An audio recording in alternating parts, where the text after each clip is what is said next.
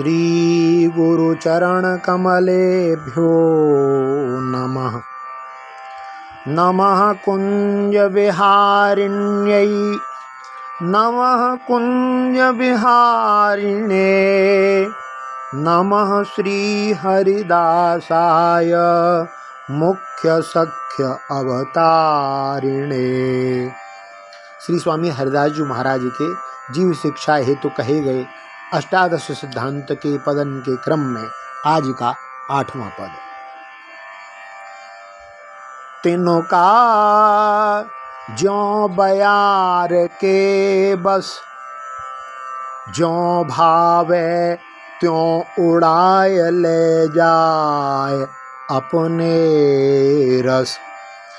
ब्रह्मलोक शिवलोक और लोक अस, कहें श्री हरिदास विचार देखो बिना बिहारी जू के नाही ने जस। तिनका ज्यों बयार के बस।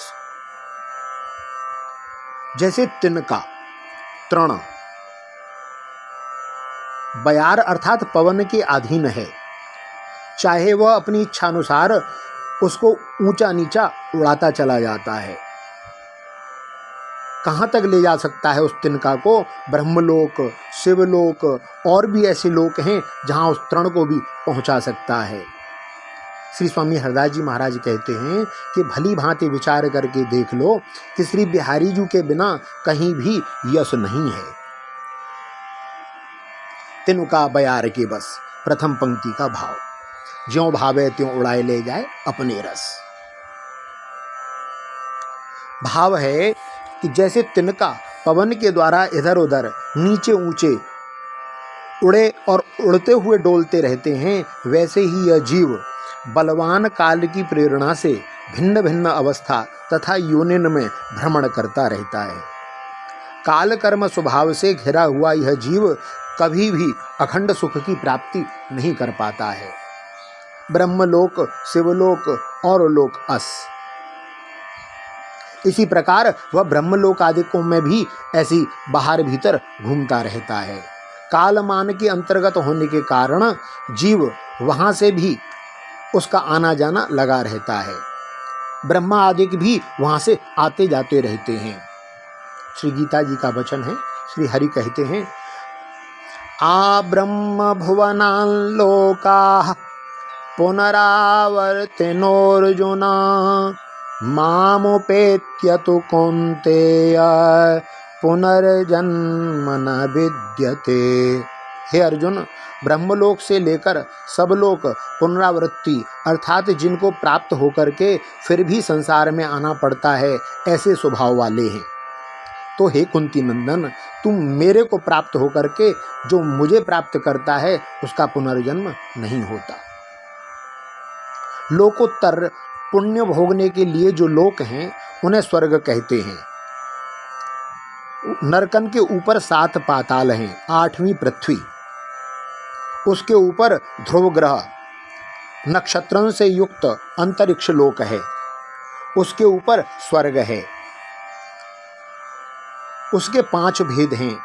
एक महेंद्र लोक, दूसरा प्राजापत्य लोक जिसको महरलोक भी कहते हैं, तीसरा जनलोक, चौथा तपलोक, 5वां सत्यलोक। पिछले 3 ब्रह्मलोक के अंतर्गत आते हैं। इन सभी लोकों में जीव कर्मानुसार जाते रहते हैं, परंतु लौकिक सुखन के समान परलोक के सुख भी दोषयुक्त ही हैं। वहाँ भी बराबर वाले में परस्पर होड़ रहती है। अधिक सुख भोग करने वालों के प्रति एक दूसरे की निंदा होती है, उनके गुण दोष दिखाई देते हैं, छोटे से घृणा होती है। प्रतिदिन पुण्य क्षीण होने के कारण वहाँ के सुख नाश के निकट ही पहुँचते रहते हैं और एक दिन नष्ट ही हो जाते हैं। राग द्वेष आदि कलंक युक्त होने के कारण अपयश के देने वाले हैं। कालातीत तो श्री बिहारी जी ही हैं। और सब ब्रह्मादि देवता त्रिगुणमयी माया के रचे हुए काल के अधीन अनित्य हैं, जैसे श्रीमद्भागवत में देव स्तुति में कहा है। नस्योत गाव इव यस्य वशे भवन्ति ब्रह्मा दयस्तनुभूतो मिथोरध्यमानः कालस्य ते प्रकृतिपूरुषयोः परस्य शम्नस्तनोतु चरणः पुरुषोत्तमस्य। श्लोक अर्थ है, ब्रह्मा आदि जितने भी शरीरधारी हैं वे सत्व रज तम इन तीनों गुणों के परस्पर विरोधी तीन प्रकार के भावन की ठोकर से मरते और जीते रहते हैं। वे सुख दुख के घेरे के नैकहू बाहर नहीं हैं और ठीक उसी प्रकार आपके वश में हैं जैसे नथे हुए बैल अपने स्वामी के वश में होते हैं। आप उनके लिए भी काल स्वरूप हैं। उनके जीवन को आदि मध्य अंत आपके ही अधीन है। इतना ही नहीं, आप प्रकृति और पुरुष से भी परे स्वयं पुरुषोत्तम हैं। आपके चरण कमल हम लोगन का कल्याण करें। कहें श्री हरिदास, विचार देखो बिना बिहारी नाहिने जस।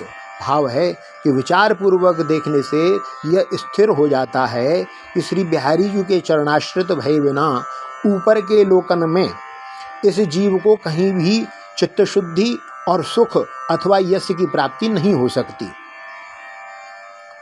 कहा है, धर्म साक्षाद्यतो ज्ञानम वैराग्यम च तदन्वितम ऐश्वर्यम चाष्टधा यस्माद्यशय्याश्चात्ममलापहम।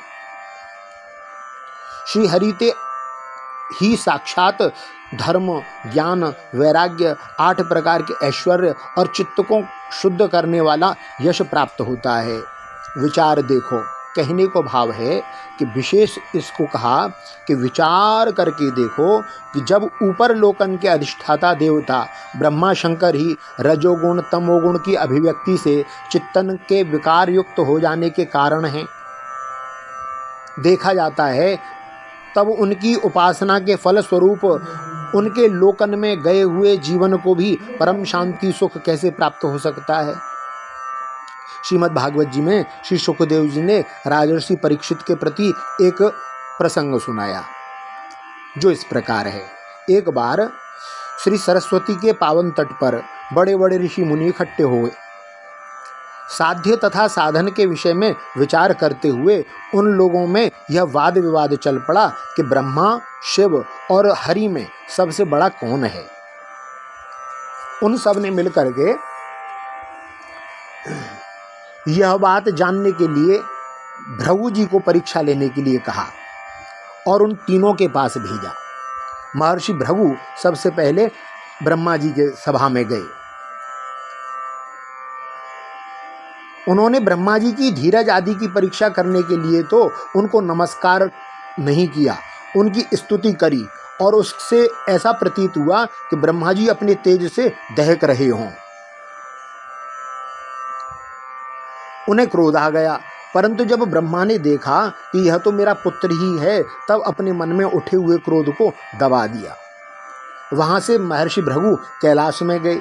देवादिदेव शंकर ने देखा कि मेरा भाई भृगु आया है, तब उन्होंने बड़े हर्ष के साथ खड़े होकर के उन्हें कंठ से लगाने के लिए अपनी भुजाएं फैलाईं। परंतु महर्षि भृगु ने यह कह दिया कि तुम लोक और वेद की मर्यादाओं का उल्लंघन करते हो, इससे इस प्रकार से हम तुमसे नहीं मिलना चाहते। भृगु जी की यह बात सुनकर शिव जी को भी क्रोध आ गया। वे क्रोध के मारे तिलमिलाने लगे और उन्होंने अपना त्रिशूल उठा करके भृगु जी को मारने के लिए तैयार हो गए। परंतु पार्वती जी ने बहुत अनुनय विनय करके किसी प्रकार से उनका क्रोध शांत कराया। अब महर्षि भृगु श्री हरि के निवास स्थान वैकुंठ में गए। उस समय श्री हरि लक्ष्मी जी की गोदी में अपना सिर रखकर लौट रहे थे। भृगु जी ने जाकर के उनकी छाती में एक जोर से लात मारी। भक्तवत्सल श्री हरि लक्ष्मी जी के सहित उठ बैठे और झटपट अपनी शैया से नीचे उतरकर मुनि को सिर झुकाने लगे और कहने लगे, हे ब्राह्मण देवता, आपका स्वागत है, बड़े अच्छे आए। आइए आसन पर बैठिए, थोड़ी देर विश्राम कीजिए। हे प्रभु, आपके शुभागमन की मुझे कोई पूर्व सूचना नहीं थी, इसी कारण मैं आपकी अगवानी न कर सका, मेरा अपराध क्षमा कीजिए। हे महामुने, आपके चरण कमल अत्यंत कोमल हैं और मेरी छाती तो बड़ी कठोर है। इस प्रकार कह के श्री हरि अपने हाथन से भृगु ऋषि के चरणों को सहलाने लगे और बोले, हे महर्षि, आपके चरणन को जल तीर्थ को भी तीर्थ बनाने वाला है। आप उसी से वैकुंठ लोक, मुझको और मेरे भीतर रहने वाले लोकपालन को भी पवित्र कीजिए।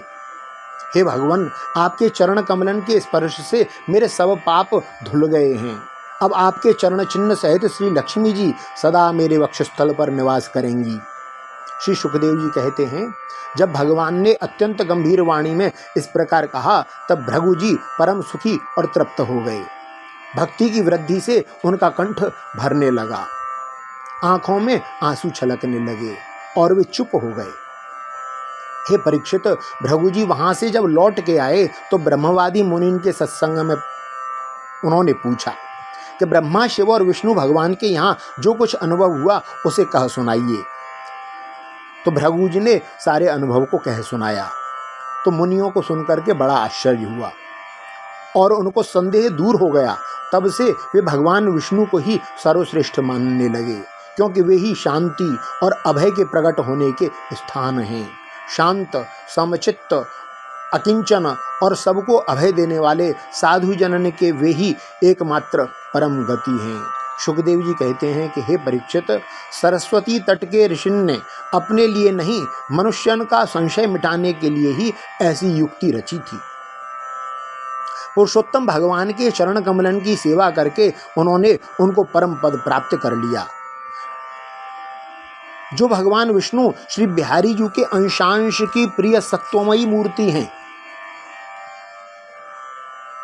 सो ऐसे श्री हरि के चरणारविंद को ही, युगल चरणारविंद को ही गहो, जिसमें संपूर्ण यश सुरक्षित है। श्री हरि ही संपूर्ण यश के स्थान हैं। हम तुम छोटे जीव हैं, तिनका की भांति कभी ऊंचे लोकों में, कभी नीचे लोकों में ऐसे जाते आते रहते हैं। तो मध्य में हमें अवसर मिला है। भगवान ने बड़ी कृपा करुणा करके हमें यह मनुष्य शरीर दिया है और उसमें उनके चरणारविंद की भक्ति करने का अधिकार दिया है। तो स्वामी जी महाराज कहते हैं कि भैया, उन्हीं के श्री चरणारविंदन को पकड़ लो, जिसी से सारा यश उन्हीं के श्री चरणारविंद में सन्निहित है।